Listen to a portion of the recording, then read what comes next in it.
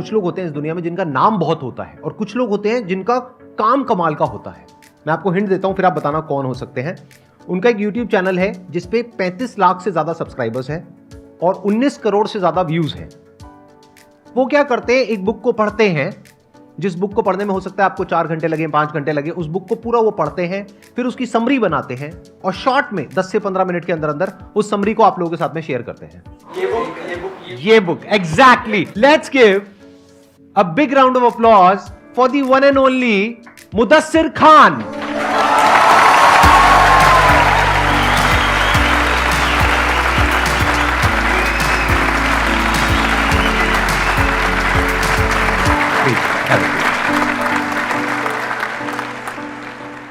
ये कहने में मुझे बिल्कुल भी दिक्कत नहीं होगी कि ये नॉलेज का और एक्सपीरियंस का भंडार है। जिस लेवल से इन्होंने शुरू किया है और आज जिस लेवल पर ये है, स्क्रैच से शुरू किया कुछ साल पहले, 6 साल पहले आई थिंक, राइट। और आज ये जिस तरह का ये काम कर रहे हैं, जिस लेवल पे काम कर रहे हैं और लाखों करोड़ों लोगों की जिंदगी को इन्फ्लुएंस कर रहे हैं, वो अपने आप में एक बहुत बड़ी इंस्पिरेशन है। आप बताएंगे आपकी स्टोरी क्या है, मतलब आपकी शुरुआत कैसे हुई, कब हुई, ये बुक्स में आपका इंटरेस्ट कहां से आया और कैसे आया? बुक्स में इंटरेस्ट बचपन से पापा की वजह से आया। पापा ने पहली बुक मुझे ला कर दी थी, एक मैजिक ट्रिक्स की बुक थी। मैं वो पढ़ता था और ड्राइंग होती थी, फोटोज़ भी नहीं होते थे उसमें, और वो ड्राइंग देख के मैं भी वो ट्रिक्स बनाता था और घर में बताता। प्रैक्टिकली करते थे, सबको दिखाते थे। उसके बाद वो बुक तो ख़त्म हो गई, सब बना लिए, सब बता दिए। पापा से वो ला ली बुक, पापा मुझे लेके चले गए बुक शॉप पर, 3-4 बुक्स और लेके आए। तो ऐसे ये बिल्ड हुआ रीडिंग में इंटरेस्ट। फिर उसके बाद आपने और बुक्स पढ़नी शुरू करी। बुक्स पढ़नी फिर ये आइडिया कहाँ से आया आपके अंदर? क्योंकि आई थिंक 2016 में आपने अपना YouTube चैनल शुरू किया था ये बुक के नाम से। हाँ। तो ये आइडिया कहाँ से आया आपके अंदर, कहाँ से आया कि मैं ये समरी बनाऊं? और ये जो मैं फंसा हुआ था असल में 2003-4 की बात है। हम लोगों ने एक बिजनेस शुरू किया था, न्यूज़ एजेंसी। तो न्यूज़ देखिए, कुछ बिजनेस ऐसे होते हैं दुनिया में जो कभी बंद नहीं होते। न्यूज़ चैनल्स हैं, न्यूज़ एजेंसीज हैं, न्यूज़पेपर्स हैं, कभी भी बंद नहीं होते। 365 डेज इसमें काम होता है। पापा 18 दिन तक वेंटिलेटर पे थे हॉस्पिटल में उस दिन, तब भी पूरे 18 दिन मैं काम ही कर रहा था। उनकी डेथ हो गई, तभी मैं काम कर रहा था। उसके बाद एक मैंने न्यूज़पेपर में ऐड देखा, एक बुक फेयर लगा हुआ था। मैं चले गया और किलो से बुक्स मिल रही थी वहाँ। किलो के भाव से मिलती थी? किलो से बुक। ये मैंने पहली बार सुना है। ऐसी भी कोई बुक फेयर होती है? हाँ, एक बुक फेयर थी किलो से, एक रद्दी जैसा था वो, किलो से बुक्स। तो आप बेच भी सकते हैं, खरीद भी सकते हैं। हाँ, तो और मैं कलर ब्लाइंड हूँ। पीले कलर की एक बुक, मुझे कवर अच्छा लगा यार, येलो कलर में कलर ब्लाइंड। तो वो बुक थी use what you have got, Barbara Corcoran उसके ऑथर हैं। तो बारबरा भी यही प्रॉब्लम फेस कर रही थी जब उन्होंने बिजनेस शुरू किया था, कि वो अपना काम डेलीगेट नहीं कर पा रही थी। तो वो लिखती हैं कि देखिए, आप कभी भी अपने जैसा 100% ढूंढने जाओगे, नहीं मिलेगा कोई भी। आप जितना कर रहे हो, आपके 80% भी कोई कर रहा हो, वो काम उसे दे दो। यहाँ से मेरे ताले खुल गए दिमाग के। तब मैंने सोचा अब बुक्स का नॉलेज शेयर करेंगे। बुक्स में इतना पावर है, कोई एक बुक का एक आइडिया आपकी ज़िंदगी कंप्लीटली बदल सकता है। तो मैं वहाँ से निकला तो मैं यहाँ पहुँचा हूँ। अभी तो आगे, बहुत आगे जाने वाले हैं आप। Let's give big hand for him. ये छोटी चीज नहीं है, ये पहली बार एक पब्लिक प्लेटफॉर्म पर आए हैं और यहाँ पर आकर के बोल रहे हैं। इसके लिए बहुत करेज चाहिए।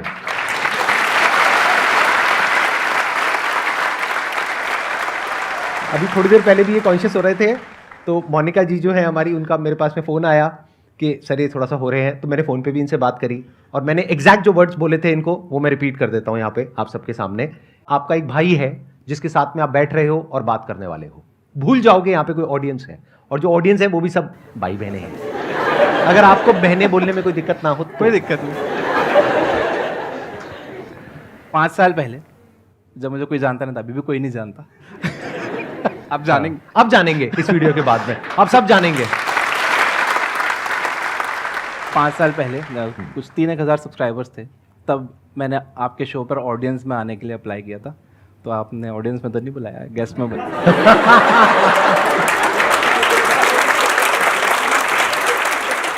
तो मुझे लगता है कि आने वाले कुछ महीनों में या सालों में इनमें से भी कई लोग आपके सामने यहाँ बैठे होंगे। 100%।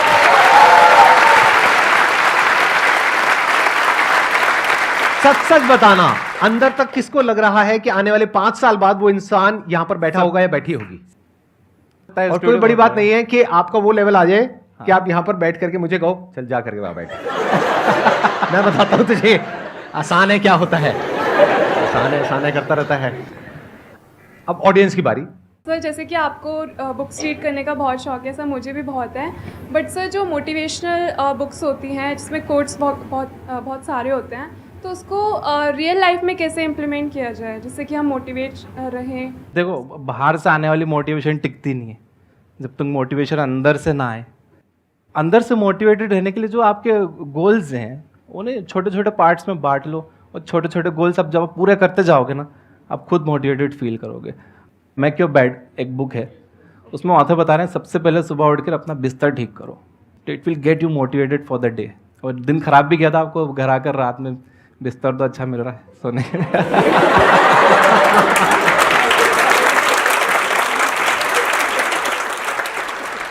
Thank you so much sir, Most welcome. Invite करने के लिए। और मैं बहुत खुश हूँ, मुझे रात में नींद नहीं आई आपसे मिलने के लिए, मैं इतना एक्साइटेड था। सर मेरा क्वेश्चन आप दोनों से ही है कि सर्वाइवल तो सभी कर रहे हैं, बट एक बार जब सक्सेस मिल जाती है और सक्सेस की हाईएस्ट पीक पे पहुंचने के बाद डाउन टू अर्थ कैसे रहना है, उसका क्या सीक्रेट है? आप ये सवाल पूछ रहे हो, टॉन्ट मार रहे हो? नहीं सर, मैंने देखा है सर, बहुत लोग सक्सेस मिलने के बाद ना कितनों को वो समझ आया मैंने क्या कहा है? पैसा सर पे चढ़ जाता है लोगों के सक्सेस मिलने के बाद। हाँ, success- बिल्कुल सही कह रहे हो। तो सर आप बिल्कुल सही कह रहे हो मेरे बारे में। नहीं सर, एक ना एक दिन तो सभी सक्सेसफुल हो ही जाएंगे अगर सर को फॉलो करेंगे, बट मैं ये जानना चाहता हूँ कि सक्सेस किसी भी फॉर्म में अगर मिलती है तो उस पर्टिकुलर जो सक्सेस, जैसे किसी को नॉलेज बहुत हो जाए तो उसको नॉलेज का घमंड ना आ जाए, तो उसके लिए भी वो डाउन टू अर्थ कैसे है? आप एक काम करो ना, आपके हाथ में माइक है, तब सीधा ही मार दो। नहीं, आप मार दो मुझे। सर आपके लिए नहीं है सर। घमंड नहीं दिखता है, गुस्सा दिखता है, और गुस्से के पीछे जरूरी नहीं है घमंड हो सकता है कोई वजह हो जो किसी को पता ना हो, और दूर से दुनिया देख करके कह रही है उसमें बहुत घमंड आ गया है। जैसे कोई आदमी है, वो किसी से बात नहीं करता अपनी कॉलोनी में, लोग क्या कह रहे हैं, वो बहुत घमंडी है, उसको सक्सेस मिल गई है तो उसमें बहुत घमंड आ गया। अरे घमंड नहीं आया, वो इंट्रोवर्ट है, वो किसी से बात नहीं करता है। कोई इंसान है, उसको कभी गुस्सा नहीं आता है, एक बार उसको गुस्सा आ गया तो पूरी दुनिया क्या कह रही है, वो घमंडी है। गुस्से में और घमंड में बड़ा फर्क है।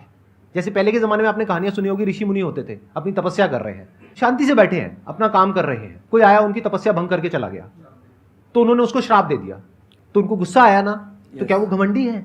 बहुत थिन लाइन है जिसको हम समझ नहीं पाते। बहुत ही थिन लाइन है जिसको हम समझ नहीं पाते हैं। यस। और उसको समझना बहुत ही कॉम्प्लिकेटेड है, क्योंकि उसमें इतने सारे फैक्ट्स इन्वॉल्व हैं जिसमें से 99% फैक्ट्स तो सामने वाले को पता ही नहीं होते हैं। यानी आपके पड़ोसी के बारे में 99% बातें हैं जो आपको पता ही नहीं है, और आप 1% के बेस पे उसको जज कर रहे हो। मतलब कि अपना ध्यान अपने काम पर रखो, और दुनिया का जो काम है वो उन पे छोड़ दो। दुनिया का काम है आपके काम में कमियां निकालना, करेक्ट। आपका काम है अपने काम को अच्छे से करना। करेक्ट। तो आप अपना काम करो, दुनिया को उनका काम करने दो। और जैसे आपने बताया शुरू में कि अगर कोई ज़्यादा बात नहीं करता किसी से तो ज़रूरी नहीं घमंडी, वो इंट्रोवर्ट हो सकता है। मैं भी इंट्रोवर्ट हूँ, और मुझे भी अभी रिसेंटली पता चला है कई लोग घमंडी बोलते हैं। ध्यान से समझना, यहाँ पे एक बहुत बड़ा पॉइंट है। जो लोग इनको घमंडी बोलते हैं और घमंडी समझते हैं, क्या मनी मन उनको इनके ऊपर गुस्सा नहीं आएगा, इनसे जेलसी नहीं होगी, उनको बदला लेने की भावना नहीं आएगी इनकी तरफ, उनके मन में, जबकि इनके मन में उनके लिए कुछ भी नहीं कुछ है, भी नहीं है, बट उनके मन में आ चुकी है। अब उसका क्या इलाज है? ये दुनिया ऐसी ही है, तो दुनिया को दुनिया के हाल पे छोड़ दो।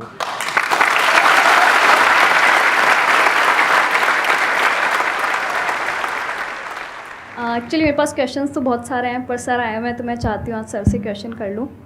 मेरे को भी काफ़ी शौक है बुक्स पढ़ने का, और मैं रेगुलर पढ़ती हूँ, बट प्रॉब्लम ये आ जाती है कि जब ज़्यादा बुक्स पढ़ते हैं तो वो बहुत सारी चीज़ें दिमाग में आ जाती है, तो कन्फ्यूज़न हो जाता है कि क्या चीज़ पकड़ के रखें, क्या छोड़ दें। पढ़ करके हम कंफ्यूज हो गए कि ये सही है या वो सही है, हाँ, या वो बुक इसी टॉपिक के बारे में ये कह रही है और दूसरी बुक कुछ और कह रही है। फिर हम सर के वीडियोस देखते हैं तो वो तो बिल्कुल ही अच्छे होते हैं और डिफरेंट होते हैं। तो सर को भी कमेंट्स आते, सर पहले आप ऐसा बोलते थे अब ऐसा बोलते हो। हाँ, राइट। मेरे को भी ये सर, कमेंट्स but आते हैं। आपका वही तो ना, पहले आप कुछ अलग बोलते थे और अभी ऐसा नहीं कि कुछ गलत बोलते थे। नहीं, आप भी बोल लो, कोई बात नहीं। नहीं सर, मैं तो हुई पंचिंग बैग, जो आपका जो लेवल है लाइक ना, अ पंचिंग बैग, जो आएगा मार करके चला जाएगा। मारो मारो नहीं मुझे, सर, मारो। बिल्कुल नहीं, मैं पॉजिटिव वे में बोल रही हूँ, आपकी वीडियोस में भी अब फ़र्क तो आया ही है ना sir.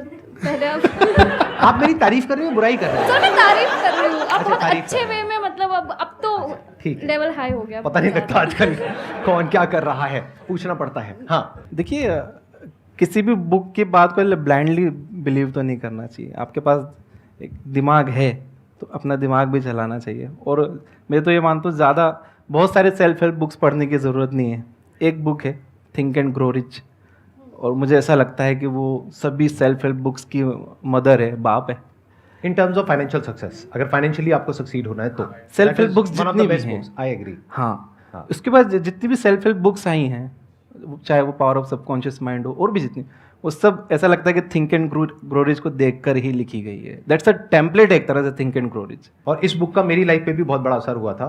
There was a point जहाँ पर मैंने पिवट किया था, यानी मैं एक पॉइंट पे स्टक था, तो इस बुक ने मुझे एक नया पर्सपेक्टिव दिया था, जहाँ से मेरे करियर में एक मेजर शिफ्ट आया था। आप बताइए क्या करें, कंफ्यूजन हो जाए ऐसा तो? अगर कंफ्यूजन हो जाए हाँ। कि एक इंसान कुछ बोल रहा है, दूसरा इंसान कुछ बोल रहा है, या फिर एक बुक कुछ बोल रही है, दूसरी बुक कुछ और बोल रही है, तो आप पहले उसके स्टैंड पॉइंट को समझने की कोशिश करिए। कोई भी चीज़ ब्लैक एंड वाइट नहीं होती है कि आप कह दोगे ये ब्लैक है, ये वाइट है, ये सही है, ये गलत है। ऐसे नहीं होता है। दोनों अपने अपने स्टैंड पॉइंट से सही है, तो आपको दोनों के स्टैंड पॉइंट को समझना पड़ेगा। हो सकता है एक ही बुक एक पर्टिकुलर टॉपिक के बारे में एक पर्टिकुलर स्टैंड पॉइंट से कह रही है, और वही बुक उसी टॉपिक के बारे में किसी और स्टैंड पॉइंट से बिल्कुल ही Right. अपोजिट बात कह रही है। हो सकता है अभी आप मेरे से एक क्वेश्चन पूछो, उसका मैं आपको कुछ और जवाब दूं, बेस्ड अपॉन आपका बैकग्राउंड क्या है, आपकी प्रॉब्लम क्या है, उसके अकॉर्डिंग मैं आपको सोल्यूशन दूंगा ना। दूसरी तरफ से कोई और इंसान होगा जो सेम क्वेश्चन पूछेगा या पूछेगी, लेकिन उसका जो बैकग्राउंड है उसको मैं समझ करके हो सकता है उसको बिल्कुल ही एक अलग जवाब दूंगा। तो क्लियर कट आंसर कभी भी नहीं होता है। राइट। मुझे किसी का मैसेज आया था कि सर एक लड़की मुझे बहुत पसंद है, मुझे उससे ही शादी करना है, लेकिन घर वाले मानेंगे नहीं। ये जवाब उस लड़के के उम्र और बैकग्राउंड देखे बिना नहीं दे सकते। पता चला वो 15 साल का ही लड़का था। मतलब यार पढ़ाई पे ध्यान दे, करियर बना ले लड़कियां। उसको बोलो घर वाले नहीं सरकार भी नहीं मानेगी। सर कोई नहीं मानेगा। और वही कोई थोड़ा ज़्यादा एज का होता है, उसके लिए अलग जवाब होता तो है। उसके लिए अलग जवाब होता। हाँ। इससे पहले कि ऑडियंस में से कोई आपसे कोई क्वेश्चन पूछे, मेरे माइंड में एक क्वेश्चन आ रहा है। हाँ। आज आपने काफ़ी कुछ अचीव कर लिया है, तो आप थोड़ा सा बताइए अपने एजुकेशनल बैकग्राउंड के बारे में, और फिर आप बताइए कि आपके लिए आज की डेट में जो ये सक्सेस है, पैसा है, इस सब का क्या मतलब है? एजुकेशन 8th तक मैंने पढ़ा है, उसके बाद मैंने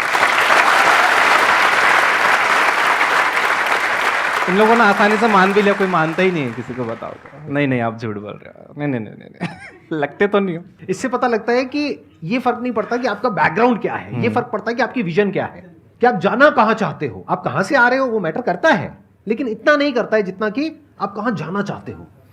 पापा ने सेल्फ लर्निंग पर ही फोकस करवाया, पूरा सेल्फ एजुकेशन। सीखो लोग कैसे बात करते हैं, केबीसी ये एंटरटेनमेंट के लिए मत देखो, बच्चन से आप कैसे बात करते हैं सीखो। बुक्स ला के दी थी उन्होंने, how to win friends and influence people. मुझे एक आदत हो गई थी, मैं बैठे बैठे से नाखून तोड़ने लग गया। 15-16 साल का था, पापा के सामने मैं कर रहा था। तो पापा ने बोला यार तुझे बड़ा हो गया, बड़े बड़े इंटरव्यूज़ देने, लोगों उसके इंटरव्यूज़ लेने, और तू ऐसा करेगा? रुको साहब ये, हाँ बोलो। तो बॉडी लैंग्वेज पे फिर उन्होंने बुक ला के दी। एलन पीस की एक काफ़ी अच्छी बुक है बॉडी लैंग्वेज।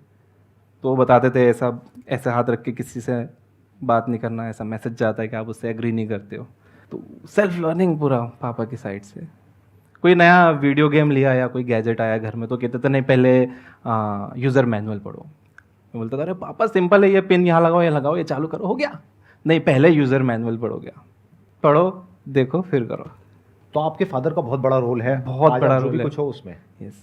और पैसे की बात जो आप कर रहे हैं, पैसा और सक्सेस आज की डेट ये में पैसा मैं मानता हूँ, पैसा is like a tool.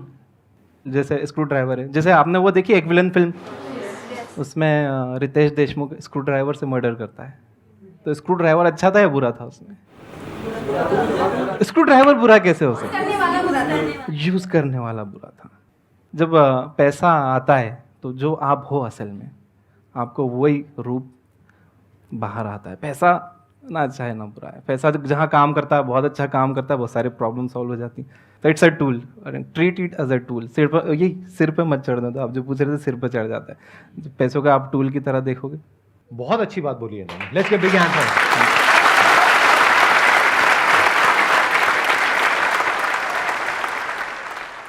Hello, अच्छा, ओके, नमस्ते लिप सर। रीड करेंगी, ओके। मैं आपके ताकि बोलना चाहती हूँ क्योंकि मैं आज जो भाई हूँ देखिए भाई हूँ, मतलब मेरा प्रॉब्लम है, मैं सुन नहीं सकती, इसकी वजह से मैं अपने आप को कमजोर न मानती हूँ। मैं आप अकेला रहती हूँ, अकेला जा रही हूँ, पर फिर भी अपनी लाइफ इंजॉय कर रही हूँ। और जो आपके साथ साथ बहुत ज़्यादा रिस्पॉन्सिबिलिटी भी है, मेरे लाइफ कॉम्प्लिकेटेड है बहुत ज़्यादा, तो मुझे समझ में नहीं आ रहा, अंदर से टूट चुकी हूँ। मैं अकेला रह रही हूँ, प्रॉब्लम है, कमजोर नहीं हूँ, लाइफ जी रही हूँ खातिर, पर अंदर से गोल अचीव करने का हुनर टूट चुका है, तो कैसे कर सकती हूँ मैम? मैं धीरे धीरे बोलूंगा ताकि आप मेरी जैसे- बात को समझ पा रहे हैं। मैं समझ रही हूँ। हिम्मत रखिए, ऐसे लोगों की कहानियां पढ़िए जो बिल्कुल उसी सिचुएशन में थे जिस सिचुएशन में अभी आप हैं। प्रॉब्लम है, कोई बात नहीं, वहां से ध्यान हटाइए। जो आपके अंदर अच्छा है, यूनिक है, जब भगवान कुछ हमसे लेता है तो कुछ देता भी है, वो कई बार दिखता नहीं है। जब भी दिखेगा तो उस पर फोकस करिए और लाइफ में आगे बढ़िए। आप बहुत आगे जाएंगे, बहुत कुछ अच्छा करेंगे।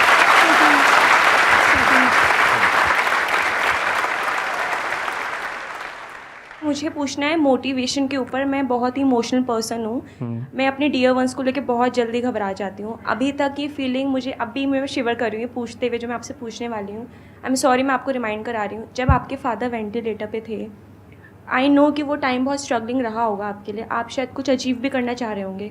तो क्या आप मुझे प्लीज़ थोड़ा इंस्पायर करेंगे, आपने कैसे उस टाइम को डील किया, कैसे मोटिवेशन हुई? उस टाइम मैंने कैसे डील किया, देखिए यार, टूट जाता है इंसान, डील क्या करेगा उससे। It takes time to recover. और रिकवर ज़िंदगी भर नहीं हो सकते, आप हमेशा कमी लगेगी। क्या आपने भी किसी अपने को खोया है? सर ऐसा हुआ नहीं, बट मैं डरती हूँ। डरते हो कि ऐसा हो गया तो? हाँ सर। एक तो ये आपको एक दिमाग में बात बिठा के रखनी चाहिए कि कोई भी आपके साथ हमेशा रहने वाला नहीं है। आप रिमाइंड कराते रहना चाहिए, हर चीज़ टेम्प्ररी है। आप भी, मैं भी, हमारी फैमिलीज भी, हर रिश्ता टेम्प्ररी है। तो ये आप खुद को रिमाइंड कराते रहना चाहिए।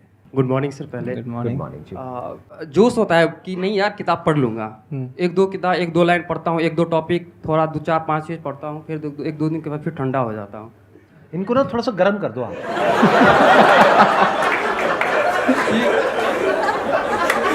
मैंने कुछ गलत नहीं बोला, आप लोगों का दिमाग गंदा है। अश्लील लोग, उन्होंने बोला वो ठंडे हैं, मैंने कहा उनको गर्म कर दो बस। कैसे करना है, क्या करना है, वो इन दोनों के बीच की बात है। मैं कौन होता हूँ बीच में कुछ बोलने वाला? हाँ। 4-5 दिन के बाद जब फिर पढ़ना शुरू करता हूँ तो लगता है यार पीछे वाला तो आप कैसे पढ़ते हो? बेड पर पढ़ते हो? बेड पे भी पढ़ता नहीं, हूँ। बेड पर पढ़ना छोड़ दो, टेबल चाहिए, चेयर चाहिए। अब माहौल होना चाहिए पढ़ने का। बेड पर पढ़ोगे नींद आ जाएगी, क्या पढ़ पाओगे? 2-4 दिन 5 दिन करता हूँ, पर फिर जाके फिर वो देखो, आपके पास पर्पस होना चाहिए, वो किताब आप क्यों पढ़ रहे हो। वो कह रहे हैं पर्पस क्या है आपका वो बुक पढ़ने का? जो भी हाँ। बुक आप पढ़ रहे हो, पहले तो किस टाइप की बुक पढ़ रहे हो जो आप ठंडे हो रहे हो? तो ऐसी बुक पढ़ो ना, थोड़े गर्म हो जाओ।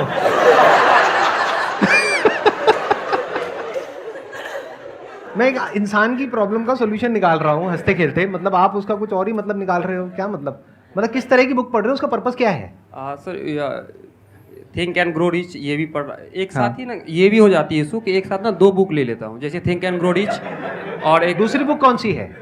गुड डैड बैड डैड जो है, ये वाली। रिच डैड पुअर डैड की आप बात कर रहे हैं? Sorry, rich dad poor dad. क्या पता हो। मैंने कहा बहुत मस्ती होती है यार। तो अच्छा, तो आप अभी पढ़ रहे हो थिंक एंड ग्रो रिच। हाँ सर।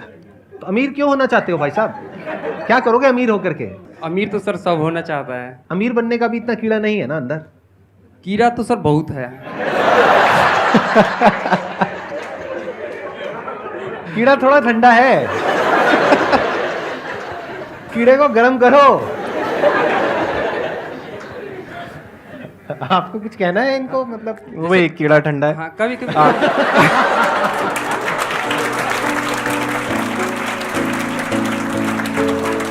आपके लिए एक छोटा सा गिफ्ट है। आप कितनी दूर से सर, आए सर। हमारे लिए यहाँ पर अपना टाइम निकाल करके। सर आपने पहले ही आप कितना, कहाँ से, औरंगाबाद से? हाँ मैं औरंगाबाद से हूँ। Thank you so much, it means a lot to me and my entire team. ये हमारी पूरी टीम की तरफ से, हमारी पूरी फैमिली की तरफ से आपके लिए एक छोटा सा गिफ्ट है। Thank you so much.